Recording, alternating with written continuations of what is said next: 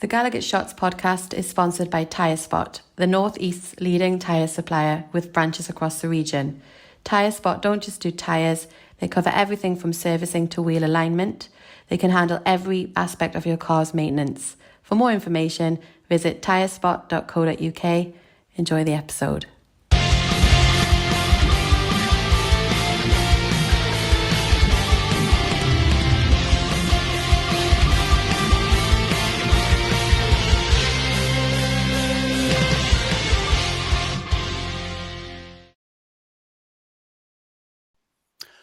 Welcome back to the GallowgateShots YouTube channel. My name is Matthew and thank you for being here for another match preview, the happiest of Easter weekends to everyone who is watching. We are here to preview Newcastle's next game, which is us travelling to Villa Park, 5:30 Saturday, looking for points that might get us that much closer to Champions League qualification.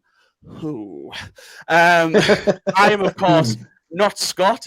Scott is away. He has decided to go down to Stockley Park and explain to the Premier League referees what clear and obvious actually means. But I am joined by a lovely bunch to help us preview this one. I am joined by the lovely Joe, the delectable Daryl, and the godfather of Gallowgate Shots himself, Kris Wallace. Gentlemen, they're all big games now. As Jason Tindall said, 6 cup finals coming up, and it really actually means that when it comes to Newcastle, and I am very, very nervous, but I have all the confidence in the world that we might just do it. But Scott likes to kick things off with stats. I'm not going to give you all the stats under the sky, but one stat that in particular that even Jason Tindall has mentioned is that Villa have only had 1 home loss this season. Now, you take a closer look at that, though, it might make us a little bit nervous.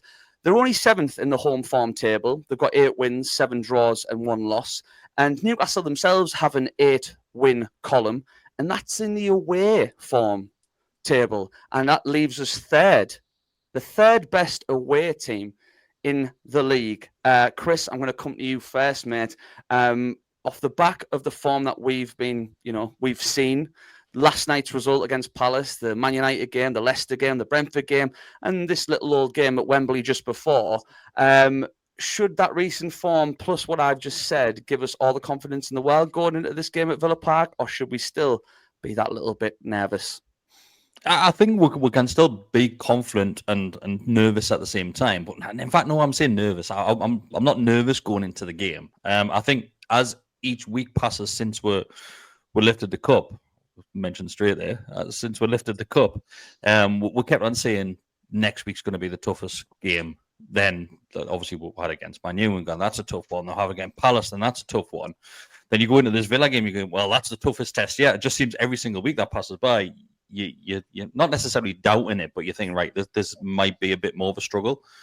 And each single match day, we're blown away by the performances from the lads as well. So I think, you know what it is? I think Villa would rather a different team come to Villa Park at the weekend. I think Newcastle's probably the informed team in the Premier League at the minute where everybody probably wants to dodge us, especially teams that are still competing for something, whether that's European spots or even relegation, throwing that in there as well. Not that you compete for relegation, but you know what I mean. They've got something at risk. So I think, Matty, I'm quietly confident going into this one. Very, very quietly.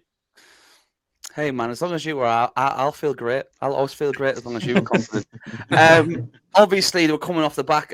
Villa, wounded animal analogy, I'm not too sure. They had a very, very entertaining game, second leg against Paris Saint-Germain on Tuesday night. We were playing Wednesday night. Tuesday night, in which I thought they played very much into PSG's hands in the first half, but soon became a chaotic, very positive performance in the second half with a lot of good performances by Villa. They just couldn't just get there.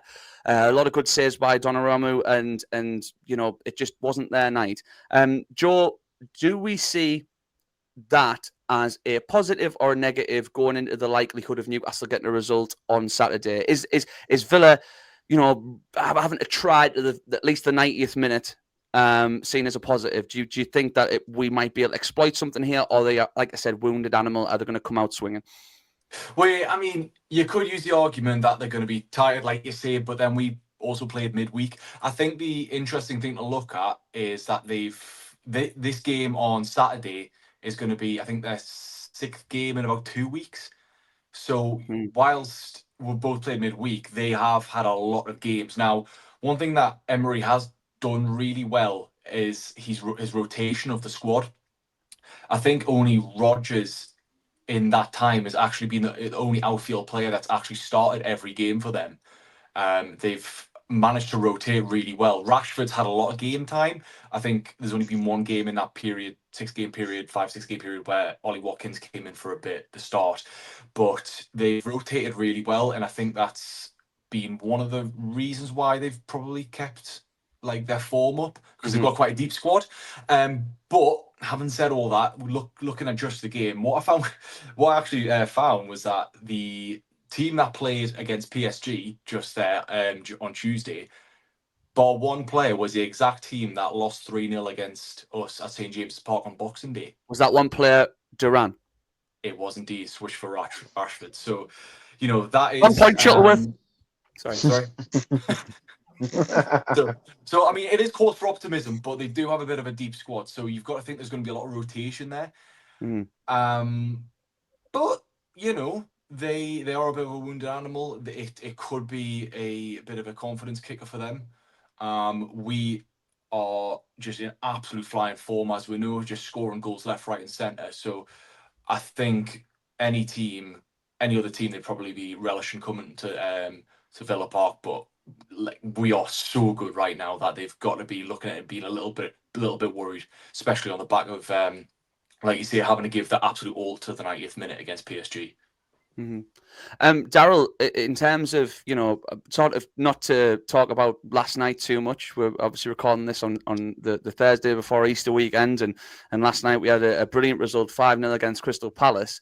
We've just done a reaction to that on the channel, so please watch it if you haven't. But to talk about that performance and the momentum that Newcastle have, how important, Daryl, do you see this momentum being in us potentially getting a result on Saturday? Now, our form at Villa Park's mixed.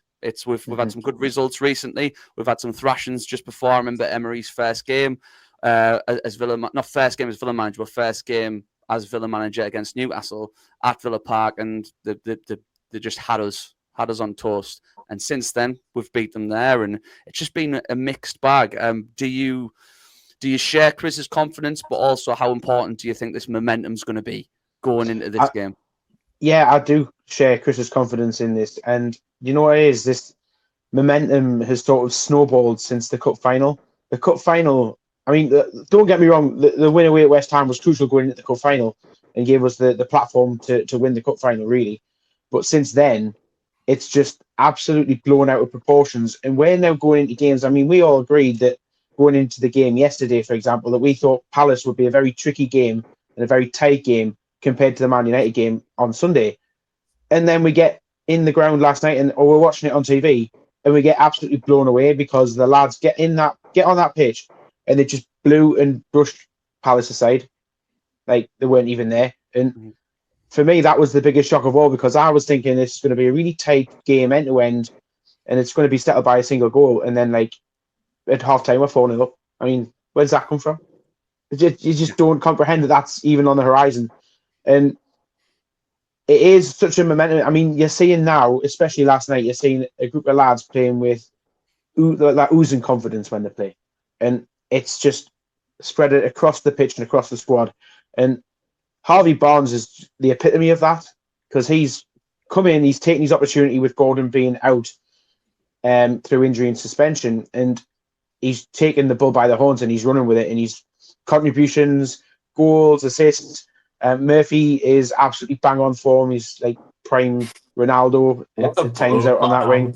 Prime Ronaldo. Oh, 90s going on as well, you know. Oh, exactly. Oh, I saw the picture this afternoon. Exactly, it's R9, and he's coming in with contributions and goals and assists and whatnot. And you know, we are riding this wave, and I don't see why it can't continue. I really can't. And you know, we are talking about, you know, we are going to give Villa massive amounts of respect because they are a very, very good team with very talented players, and they're very much rerunning our season last season, as they did the season before when they qualified for the Champions League. It's sort of like a year behind us. And, you know, we can go into this game and not be that worried. I mean, we'll have concerns, don't get me wrong, because of their talented squad. But our momentum and our confidence is such that we can go into this game thinking we're going to come away with 3 points. Sorry, real quick. My biggest concern with when I was watching the Palace game was whether we'd be blown out of our arses to the point where we'd run out of steam, you know, on Saturday, because our press has been so good over the last few weeks, and with the amount of games that we've played, you had to think that at some point would probably run out of steam a little bit. But what was so nice was that we were able to take key players off early, you know, the likes of Joe Linton, Bruno, Isak, and all of them. Yeah, we made 5 subs, didn't we? So that really gave me confidence that we're going to be able to go into Saturday with a full battery. Tonali was the only one where I was like, oh, crap, like he's played 90 minutes and he's been sprinting up and down, but he's such a unit, he's such a tank that I don't think it'll actually matter so much. And if he does end up flailing in the 70th minute or whatever, like you've got the other 2 lads to help him out, and you can bring on the likes of Miley or even Longstaff. So I think in terms of fitness wise, I think we'll be Aries. I'm fully confident that Tonali probably ran home after the game. He ran straight through the Gallowgate end. Like first time, just keep on running home. Like a Warner Brothers cartoon. There's like a Tonali shape. He's probably on the Gallowgate end, and he's just on his way to Gosforth, or on the way to Gosforth. Just on his way to Villa. He's on the way to Spoons, is he? Yeah, he's running all the way to Villa. You'll probably meet the lads there. Via the Spoons. You mentioned there, Daryl, you mentioned Villa having dangerous players, and B, the symmetry between, or the likeness between, being a year behind. And we'll get on to both of those things. But a question I'm going to put like pretty much all 3 here, and I'll start with you, Joe, is where is the danger with Villa? Because like Daryl said, they've got good players all over the park. Like they're a very good team on paper. Obviously, me and Kris mentioned previously, and it came to Chris's opinion of, and I'm not saying it's the wrong opinion at all, about Tonali being one of the best midfielders to ever play for Newcastle United. It's in his dream 11, and likely he's in mine as well. But our midfield needs to click to be able to impose that on the game, but they've got their own midfielders as well. They've also got very good defenders. They've got a very good goalkeeper, and they've got a great forward line. But when you think about Villa, Joe, what straight springs to your mind about where you think, oh, I hope he doesn't have a good game? Marcus Rashford. If he starts, because I mean, like I said before, he's played quite a lot of games, and it's quite possible that Watkins might get a start just to give Rashford a bit of a rest. But if he does start, that lad, since he's went to Villa, has been absolutely mint. He's gotten his confidence back, and against the likes of PSG and that, he was tearing them up down the wing through the centre. He's done it against quite a few teams now, and he's scoring goals, and he's back in what seems to be his best. And like you see, you touched on the midfield of Villa, the likes of McGinn, Tielemans, Morgan Rogers. They've got goals all across that front 4, as it were. But Rashford is the one where I'm looking at him being like, he can create something out of nothing. So we've really got to just be cautious with him. We know what kind of player he can be, and if he can, and he looks like he's starting to like you say, he looks like he's starting to rekindle that form that he showed during his best days at Man United, and he's got a good team behind him, and so we've got to make sure that he's kept under wraps. Kris, I'll come over to you now, and again, please add to this any other players that you feel are dangerous for Villa. But I have got on my notes here, and I appreciate this is a Newcastle United podcast, and on one of the last podcasts I did, we spent some time talking about Marcus Rashford. Marcus Rashford's a very interesting player in the terms of we've seen him develop from when he was a very young age, getting thrown into the Man United team and scoring on his debut and going from strength to strength to low to peak, trough peak, like all over the place. It's culminated in 2 very different managers in Ten Hag and Amorim, both having the same opinion of him. That's why he's been shipped out on loan. And like Joe's just said, he has been a revelation at Villa since getting there. How worried are you about Marcus Rashford? And B, do you see him staying there and replicating this form, or once he's secured the contract, so to speak, would you? And I know again, Newcastle podcast, but do you reckon he'll replicate that form at Villa next season? I don't think he stays. I think he. Okay. I think obviously he's not necessarily going to go back to Man United, but he goes back there, and I think he's going to weigh up his options at that point, because that could be from both parties' point of view, because it's obviously no secret that the wages that Marcus Rashford is on, and I think that's going to be a big issue if he continues to demand those sort of wages going forward. So whether or not he stays at Villa, I don't think he will. I think he will go somewhere else. I'm just not sure where. When it comes to if I'm worried about him, we've said this so many times about Rashford that he can just flick a switch and he'll turn on against us. And it always seems to be us, to be fair, that he doesn't have a decent game. But I'm just not seeing it, I'm really not seeing it this season. I think they've got other players. And do you know what it is? Watkins, for me, I love Watkins as a striker. I think he's unbelievable. And I think he's probably the one to watch, because yes, we've had some great results in the last couple of weeks. Of course we have, but we still can make a couple of errors and give teams chances. Like just look at last night, for example. Yes, the Crystal Palace didn't have not many clear-cut chances, but they did get that penalty. I think Villa are going to be a hell of a lot more dangerous than what we've seen recently when it comes to attacking threats.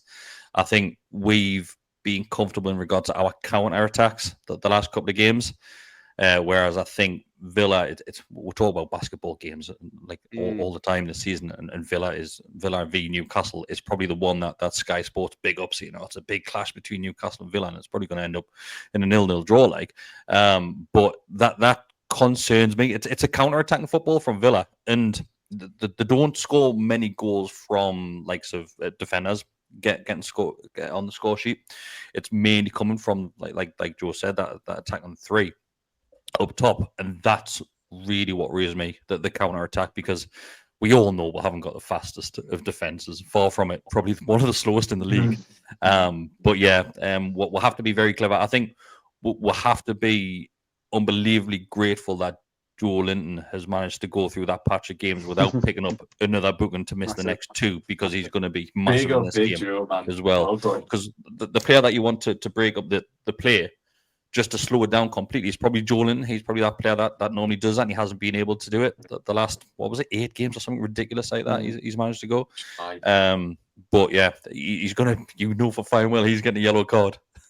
Yeah, a good chance he's going to give someone a kick, and probably Tielemans. Tielemans or McGinn's going to be on them, and there's a chance that who blinks first, because he's another one, Matty. That like he's dangerous, McGinn. Yeah, McGinn's very dangerous. He's underrated. He's underrated. Underrated, industrious shithouse. There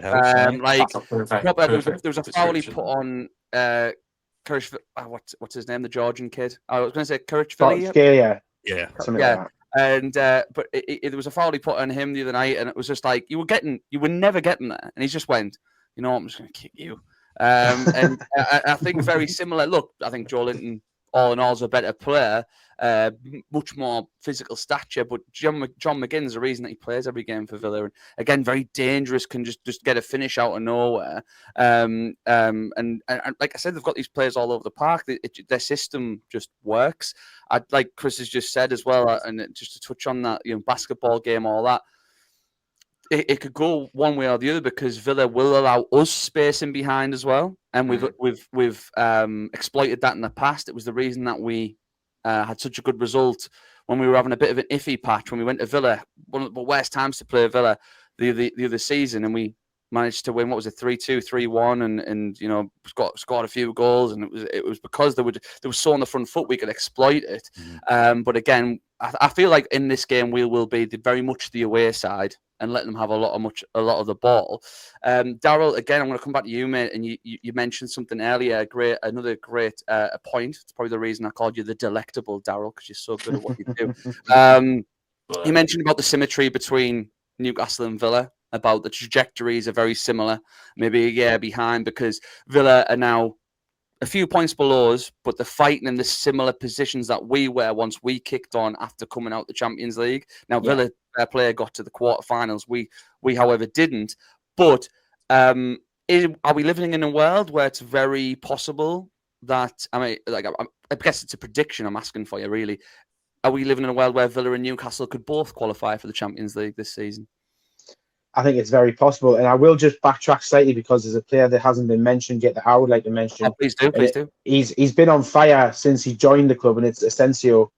He's been firing goals in left, right, and centre, and he forms part of that very potent attacking lineup, and they will cause us a major problem. And I also will give a shout out, and you mentioned it at the very start when you asked the question.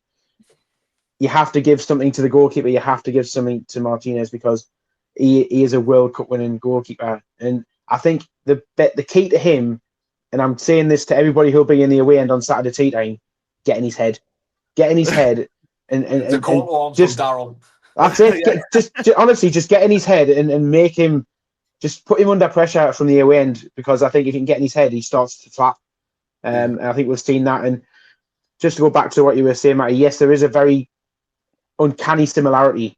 You saw Villa have an amazing season last season when they didn't have any European football at all really to worry about.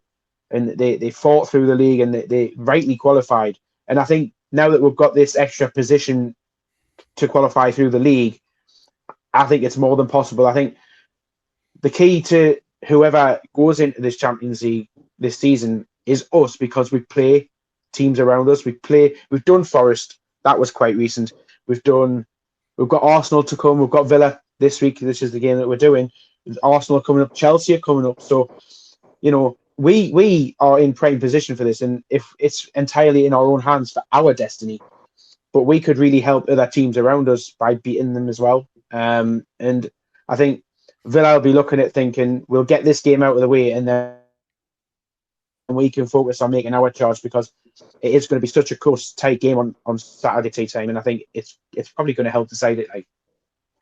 Yeah, I agree. Like I said, just that sort of symmetry and trajectories. I just hope we show up and that midfield shows up, because that's where I think it's going to be won and lost.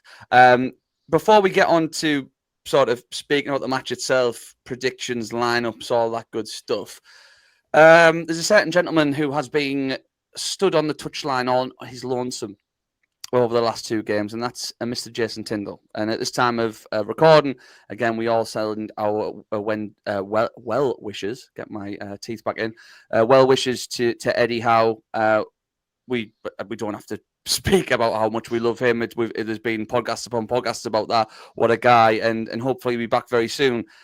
There was always this worry. I mean, I know they're like one hive mind, Jason Tindall and Eddie Howe.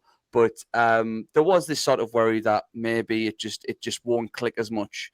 Over the last two games, we've scored 9 goals, conceded 1. And hopefully, all being well, this is Tindall's last game in interim management. Kris, what type of what flowers do you want to give Jason Tindall? Not particulars. You don't have to name dandelions or lilies or anything.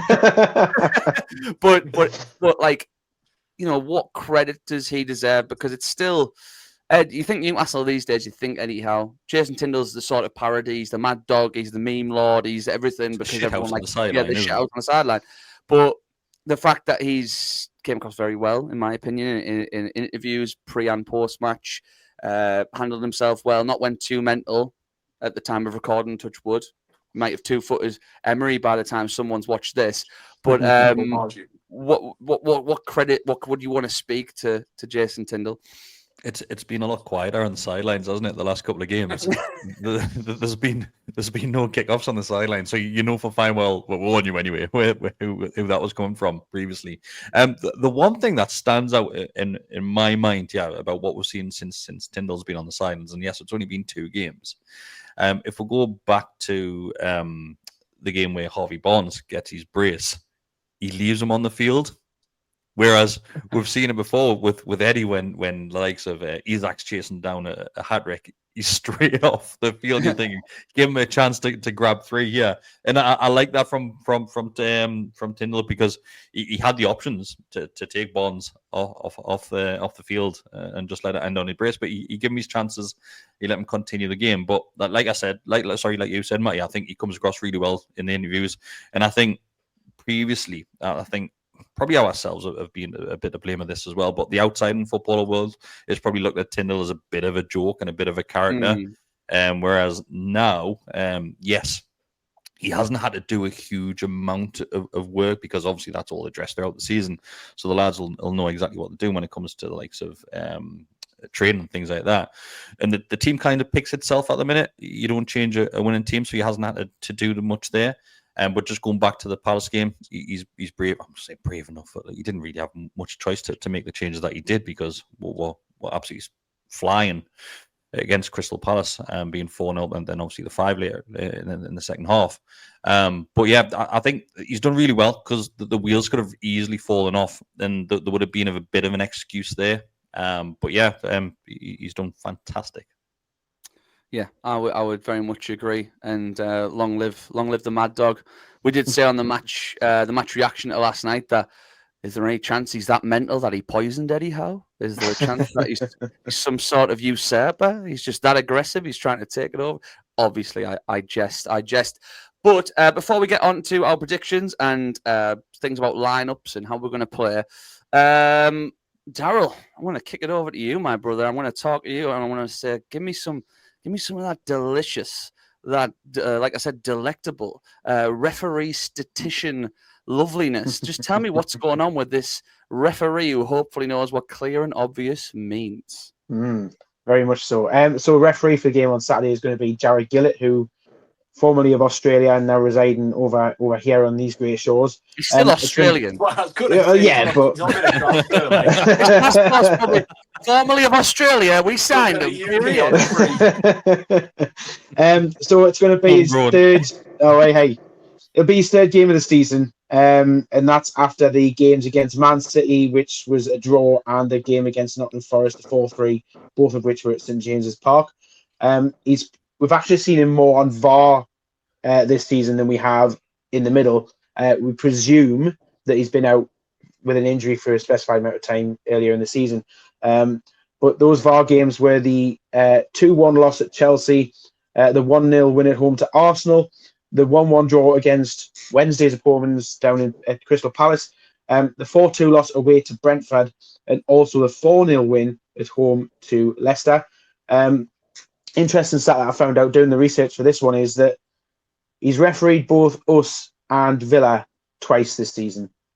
And as we now know, that I've mentioned slightly earlier there about the games that he's done for us, we're unbeaten in those games, so are Aston Villa. So both teams are unbeaten in games. There is. So the games that he took charge with Aston Villa were a 2-1 win at home to Leicester and a 1-0 away win at Brentford. His Premier League stats for this season, he's done 12 Premier League games. As we mentioned, there's suspicion of an injury, and that's why he was on VAR for most of the time. 12 games, 54 yellow cards, no red cards. And the other interesting stat that I have here on Jared Gillett is he's awarded 2 penalties in the Premier League this season, and they're both for us. Gordon's against Man City, and the Isak one for the Aina handball against Forest. There you go. Exactly, yeah. VAR for this one is going to be Michael Salisbury from Lancashire. We've seen him once in the middle. He refereed the game that started this great run-off at West Ham last month. And he was also previously VAR for the first leg of the semi-final of the League Cup. Where's the plug? There it is, that League Cup there. And yeah, so that is the team in the middle. To people that are just listening to this, by the way. I know. I do have that picture, though. Get the video on. Get the video on and watch it. Firstly, for the audio listeners, Daryl's got a picture that he took from the parade, and it's going to be his background forever and ever. And it's a great picture, so I don't blame him. I'm pretty sure, Daryl, do you walk around with like a big cardboard cutout of that picture behind you at all times? On his t-shirt, printing on the back of his t-shirt. All the time. Secondly, though, everyone's got the internet. I wouldn't know where to look for those stats. So, Daryl, well done for bringing those facts to us. And then you know, on any other channel, do you? You wouldn't get that on any other channel. Imagine he's just made it up all season. Yeah. No one would ever correct him, though. Jared Gillett used to be Australian, and now he's in England. And Jared Gillett's finding out new things about himself. We're going to talk about the game now, surely. That's what we're here for. Joe, what about the team? I mean, I know this might be the easiest tap-ins of questions. We've been playing so well, but we've had a lot of games. In your head, do you see any sort of changes? Does the team now pick itself? Jason Tindall's been quoted as saying that before the Man United game, but now that Anthony Gordon's had a couple of substitute appearances. Joe Willock's now on the bench and came on last night. And like I said, just because of the saturation of games, do you see any sort of change going into the Villa game? And sort of double-barreled question, if there is no changes, do you see a change in approach given that we are away from home?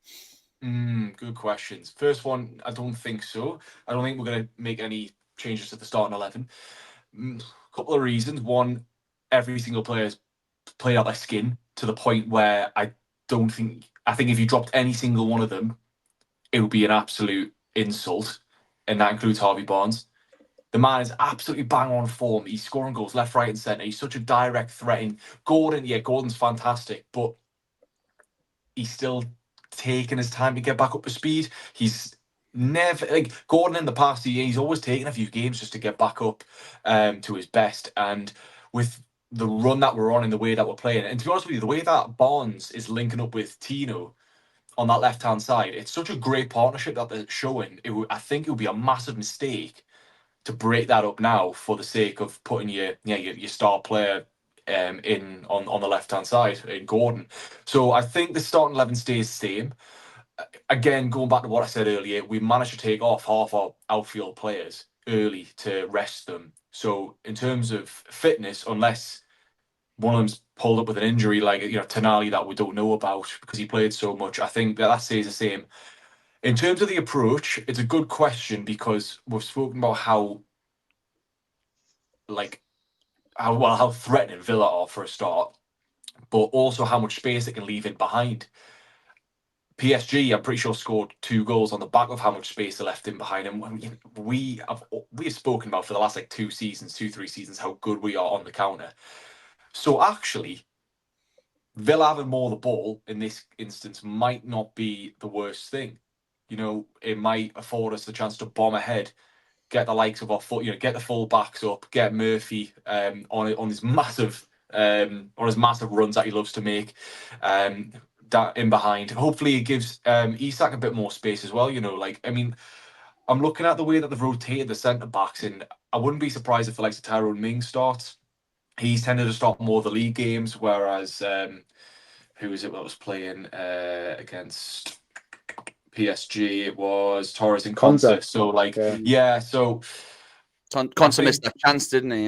Yeah. I mean, Konsa has played quite a few games over the last couple of months for them, but I mean, I think Isak's got a great opportunity to get in behind along with the wingers. So yeah, if we gave them more of the ball, I don't think it would really cost us that much. Like you say, the players that we've got, I mean, look at the way that Tonali and Bruno were passing it out on the transition against Palace. The amount of times Bruno was pinging these beautiful passes towards like Trippier or Murphy to get the counter going deep in our half, and then Tonali's ball in for Barnes for his goal as well.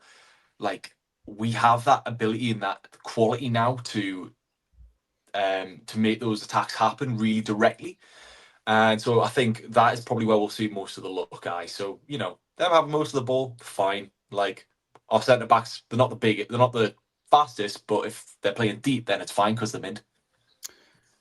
2 things as well. I mean, you just mentioned Harvey Barnes there, and obviously Tino sitting behind him. It's crazy how this is the injuries we've had and the suspension with Anthony Gordon / injury with England. It's sort of unearthed this very versatile left side, because we saw last night Harvey Barnes. I thought the defender, when he was through and on goal, did everything that he should do. Show him on his left foot. Show him on his left foot. Shows him on his left foot. Touch. Bang. Corner. Wow, that's great. Like we've talked about the whole Eddie Howe keeping his powder dry. All of a sudden, Tino has got a left foot on him as well. So it's great to have a left side where I'm not saying they can use their both feet just as good, but the dangerous right-footed players also, you show them down the left and they're going to do something with their left as well. So that's really good. Another thing I'll say, I mentioned Tyrone Mings there.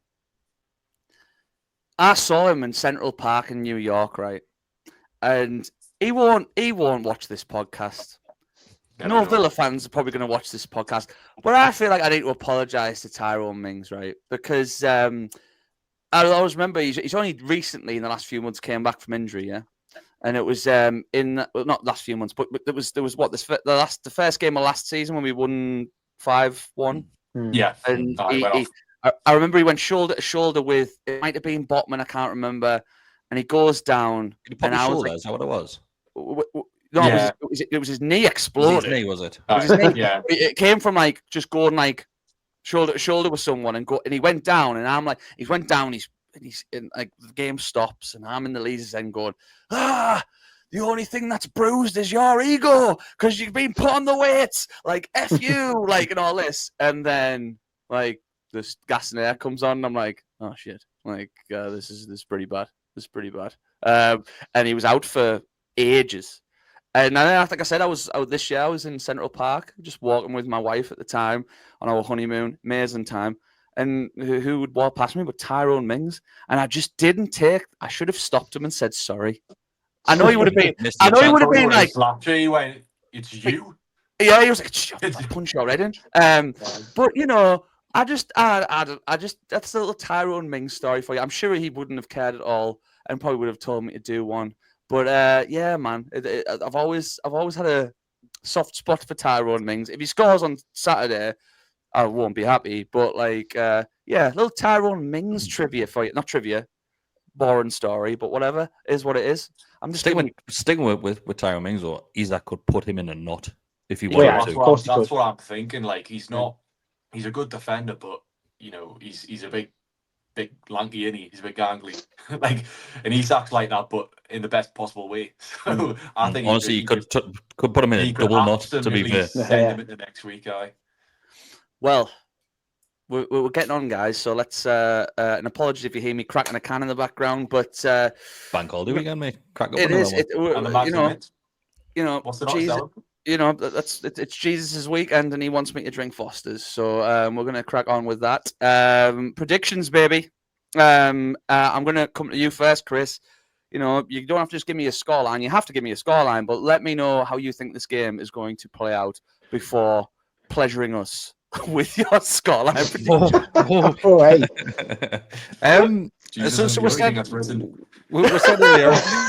We said earlier on at the start of the show that our results at Villa Park have been a bit up and down.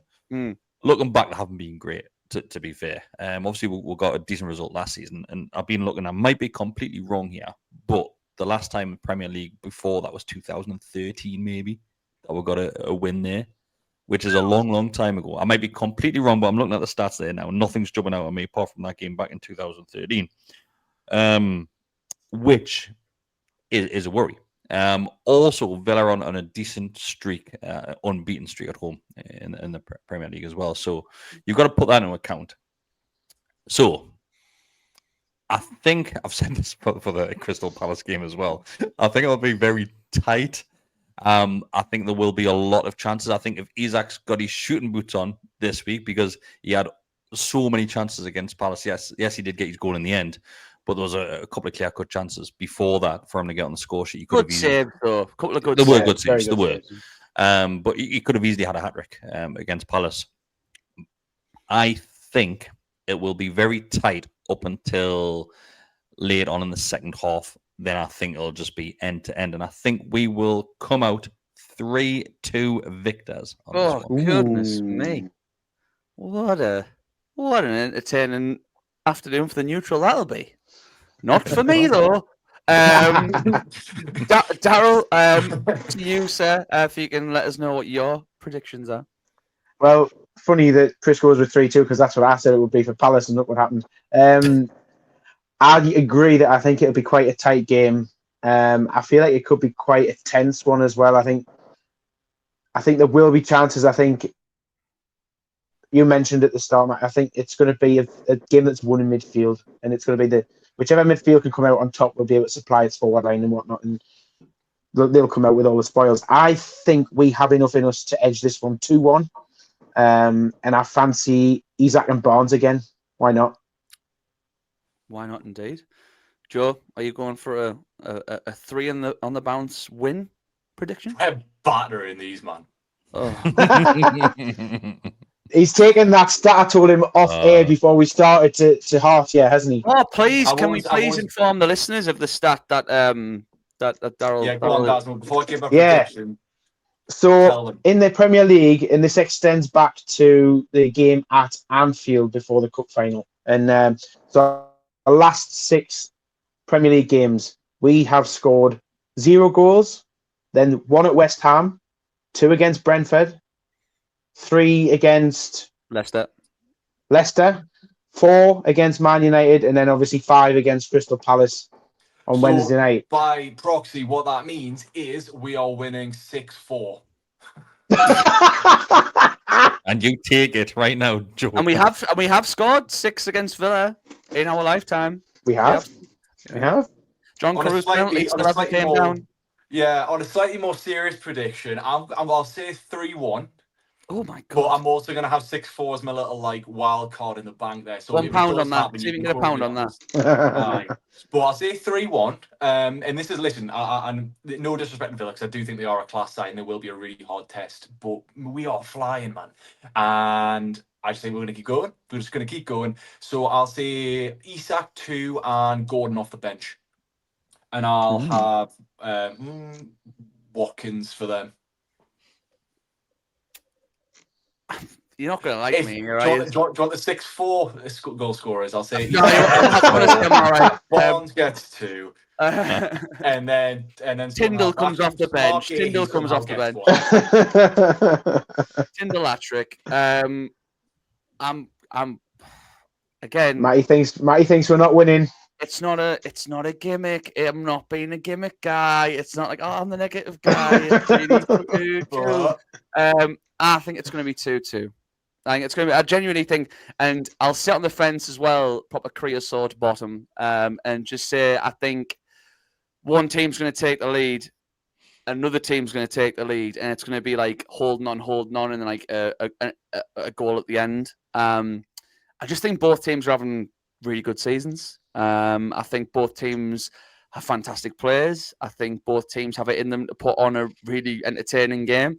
I think it's going to be, like Daryl said, and reflecting my point, it's going to be won and lost in midfield, and just making sure everyone's got their heads screwed on. I think quality might shine through. It's just, look, obviously praying for the 3 points, and we've got it in us definitely to get 3 points. But I just think if say we go 1-0 down, we go 2-1 up, like that game against West Ham last season, 1-0 down, 2-1 up. Kudus scores 2-2, and you sort of walk away going, it was actually an all right point. That, like, I feel this even more so. When you get a point and other results dependent, you might go, we'll take that going at Ipswich Ipswich at home the week after. But of course, we're going to win 6-0. But anyway, yes, that's my prediction 2-2. Before I sign this podcast off, and it's been very, very much enjoyable, my friends. Anything else anyone wants to bring up? Anything that I've missed? Anything that you wants to shine a light on? There's one player that we haven't really mentioned in this, and it's a Villa player, and it's Tielemans. Tielemans is hitting top up for a lot of stats when it comes to creativity. And I know it's such a cliche thing to say, and we've said it a couple of times already, is the game is going to be won in the middle of the field by the midfield 3, and the form that our 3 have at this moment in time is phenomenal. And I think the game lies, just to narrow down, I think the game lies with Tonali on this one, because we know what we're going to get from Bruno. You know, Bruno's going to win X amount of free kicks. He's the best at doing that. And when I'm saying win them, some of them are literally gifted to him. Just wrapped up in Christmas wrapping paper and gifted them, because they're not free kicks. But you know what you're going to get, and he wins them almost every single time. But I think Tonali's ability, and what we have seen since he's came into the team playing in that number 6 role, I hate using numbers, but in that role that he's playing in, is that he can be unbelievably quick at getting the ball up the field. When you look at Bruno, Bruno tends to take his time, look ups and pinpoints and picks out which pass he wants to make. Where Tonali, it just seems instinctive that he does it. He looks up and the ball's gone before anybody else has even realised. He didn't even look for that Barnes assist. Exactly. Nah, And I think that's when your wingers are going to come in really handy when the likes of Jacob Murphy and Harvey Barnes are hitting on that counter attack. And that's not even putting Isak in the equation as well. So I think, do you know what it is? If I was ever a Premier League manager and you're going up against Tonali, you're man marking him. You're trying your best just to put somebody on him and saying, don't give him any space. But he's got such an engine in him. It doesn't matter if you do that, he's away. Like, he's gone already and nobody's catching up on him. He seems 2 steps ahead of everybody else on that football field. And the thing that gives me a massive amount of confidence is the fact that Palace were essentially playing 5 at the back, and yet we were still having so much joy down that wing area. Villa holding onto the ball and getting their full-backs up and leaving space in behind. Like, realistically, you've got to think that we're going to be able to have so many opportunities, especially how direct Murphy and Barnes are. Like, can I just say how I know we've spoken about Murphy quite a lot, but his crossing. Do you not think that he's now getting to the point where he's more confident? He's instinctively getting those gorgeous first time whip balls into the centre for Isak. Like, at some Key's point, first time there, Joe. For me, the Key's first time when he just runs onto it and hits it. It's so rare as well for a winger to do that these days. Trippier's providing that really nice width as well, just to help him out when he needs to be. He's not the most technical on the ball, is he? He's got a lot of stuff, but taking on players is the one area that Murphy's probably not amazing at. But when he's making those early decisions just to get the ball in, you'll honestly at some point you're going to see that come to fruition. With Isak, he's going to end up just piling them in. I mean, obviously he had a gorgeous ball in for Shares goal, didn't he? He's created a lot of opportunities, so I wouldn't be surprised if we see a lot more of that. But I think there's a couple of similarities going into this game as well, similar to what it was on the Liverpool game in the cup final as well. Obviously, they came off the back of a defeat against Real Madrid, wasn't it? If I remember right. No, it was PSG. Oh, was that PSG? Sorry, it was PSG. So PSG. Yes, it went to the full 120 minutes, and that went extra time. But I think it's very similar. And Matt, you asked the question at the very start in regards to what Villa you're going to get. You're going to get the wounded animal, or you're going to get somebody that's just feeling a bit deflated. Do you know what it is? It's unbelievably hard to predict what you're going to get from them, because yes, they've been knocked out, but they put in a decent performance in that second half. So confidence could be up, and be right. We've got a point to prove. And like I say, they've got a good squad depth as well, so they could make quite a few changes. So the team that played against PSG, you might see 4 or 5 changes from. And what you might say as well, I mean, Liverpool were playing in a League Cup final, so I guess that was a massive carrot angle. But I guess Villa, they need to realise, okay, we've not won anything, so Liverpool already won the league. Do you know what I mean? So they're going to the FA Cup, aren't they? Still in the FA Cup, yeah. Villa still in the FA Cup. Okay, so we've still got that. But I still see that as they still need to keep fighting for where they are now. Yeah, you've got to secure it in the Premier League. Yeah, maybe I've sort of proved my own point wrong there, so I might just stop trying to flog a dead horse. No, but to be fair though, I mean, they've had a taste of Champions League into the latter stages, and the way that Emery's a fantastic, European competition coach. He'll want to be at the highest echelons of the competition with this team, and I think like to go back to what I said earlier, he's rotated the squad so well that they seem to already have that depth to cope. And so I think if they'll be thinking to themselves, if they get back into the Champions League, they can have another great campaign. So in the way that Chelsea are faltering, Man City are up and down, they've got a good opportunity, but we just need to keep our eye on the ball and just keep on doing what we're doing. I think the most important thing for us, third is absolutely class. It's staggeringly good. Second. But as long second. But what we do need to do is just put a bit of distance between us and 6th place. That's all really matters at the end of the day. And what's nice is that distance is kind of there as well right now. It's starting to open up to the point where it's close. Yeah, it's I want to have a good Easter weekend, and so if we lose, Chelsea win, whatever, we're still not out of the top 5. Which is Villa gain grounders. It'll be dodgy, but you can at least end the long weekend going, we're still in the Champions League places. It's still in our hands. Do you know? So thankfully we've created that space, and thankfully we can not have a disastrous weekend, touch wood, you know. The nicest thing about it, Matty, though, is like it's a bit of a breath of fresh air for the Premier League, isn't it? That you're talking about Newcastle, Forest, and Villa all competing for that Champions League. Newcastle, Forest, Villa. I would even still say there's a chance a fairy tale story could happen in the next 6 games for Fulham, Bournemouth, Brighton. They're still fighting for just European places in general, and even for the likes of Bournemouth to qualify for Europe would be, I think, the first time in their history. Ridiculous. Yeah, we don't have a chase at the bottom, but you know, and again, that's a kind of Man United on out of the. But I don't open that kind of worms because it talks about the disparity between championship teams coming up in the Premier League. But you know, it is what it is. It's a great position to be in with 6 games to go. Like I said, our general Jason Tindall has said, you know, 6 cup finals, and I tend to agree with him. But I'm going to probably end it there because 50 minutes worth of podcasting we've done here, and it's been an absolute pleasure.